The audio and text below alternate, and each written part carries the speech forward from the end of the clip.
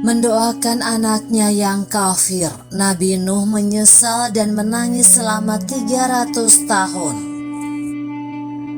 Allah Subhanahu wa Ta'ala menegur Nabi Nuh alaihissalam karena mendoakan putranya yang kafir. Sadar akan kekeliruannya, Nabi Nuh menyesal. Beliau lantas menangis selama 300 tahun sehingga di bawah kedua matanya seperti air mancur karena seringnya dia menangis. Buku Tetes-Tetes Air Mata Taubat karya Abdul Nawaroh tahun 2009 mengutip Wahib bin Al-Ward radhiyallahu anhu menjelaskan, tatkala Allah mengolok-olok Nuh yang mendoakan anaknya, maka turunlah ayat, sesungguhnya aku memperingatkan kepadamu supaya kamu jangan termasuk orang-orang yang tidak berpengetahuan.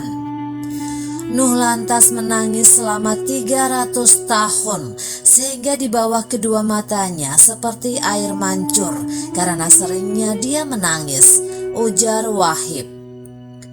Dalam buku ini diceritakan bagaimana tentang kasih sayang seorang ayah dan belas kasih terhadap buah hatinya. Nabi Nuh senantiasa berdoa kepada Allah siang malam, secara samar maupun terang-terangan. Tujuannya agar Allah memberi hidayah terhadap anaknya, menyelamatkannya dari tenggelam dalam banjir di dunia, serta azab yang pedih di akhirat kelak. Nuh bermunajat kepada Tuhannya dengan memanjatkan doa, sebagaimana disebutkan dalam Al-Quran. Dan Nuh berseru kepada Tuhannya sambil berkata, "Ya Tuhanku, sesungguhnya anakku termasuk keluargaku, dan sesungguhnya janji Engkau itulah yang benar, dan Engkau adalah hakim yang seadil-adilnya." Quran Surat Hud ayat 45. Inilah hati seorang ayah yang terbakar kesedihan lalu bermunajat terhadap Tuhannya karena menyangka anaknya adalah anggota keluarganya dan memiliki keimanan. Inilah pujian yang dipanjatkan Nabi Nuh kepada Allah agar doanya diterima. Lalu turunlah penjelasan dari Tuhan kepada Nuh secara gamblang dan sempurna.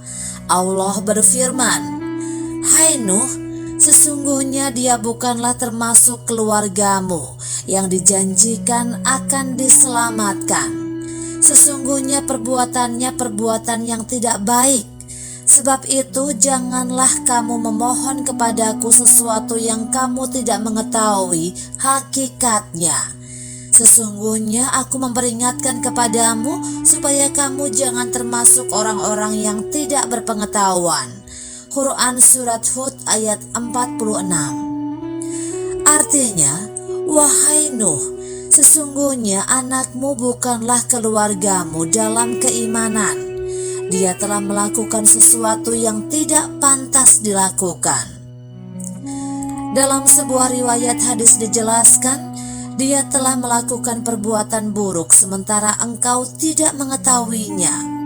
Dia adalah orang munafik yang menampakkan keimanan di hadapanmu dan menyimpan kekufuran dan kemunafikan, sedangkan engkau tidak mengetahuinya.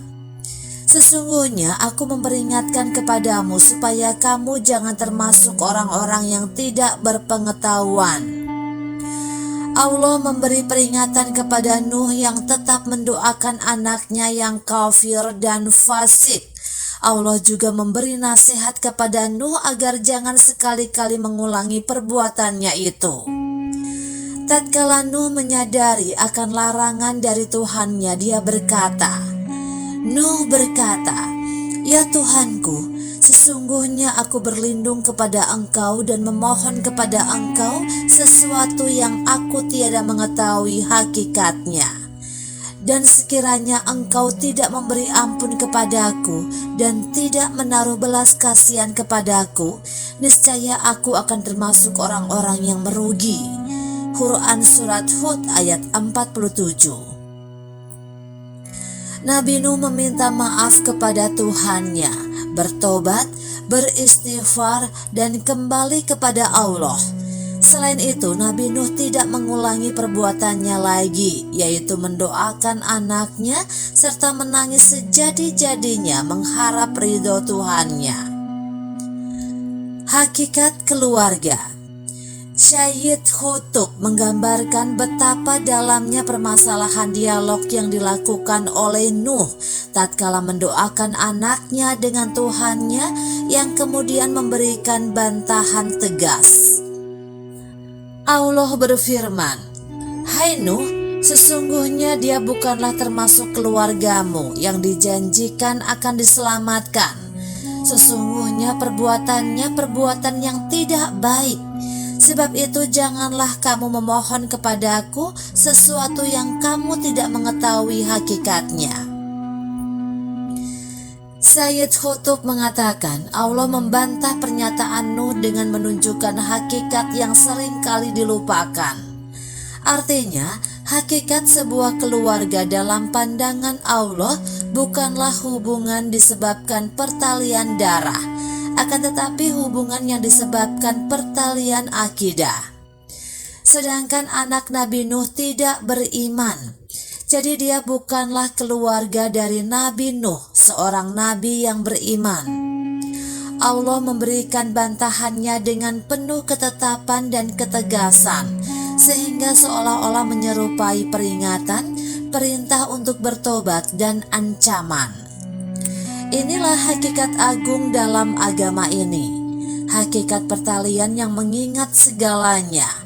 Inilah pertalian akidah yang mengikat antara satu sama lain, yang tidak mungkin bisa diikat dengan pertalian nasab dan kekerabatan. Engkau membencinya dan dia membencimu. Meskipun anakmu lahir dari tulang rusukmu, pertalian yang utama telah putus, sehingga tidak ada tali pertalian dan keterikatan setelahnya. Sebab Nuh berdoa dengan kepada zat yang jika dia berjanji tidak akan pernah tidak dilaksanakan. Sehingga bantahan yang disampaikan oleh Allah berbau perintah untuk melakukan tobat dan ancaman.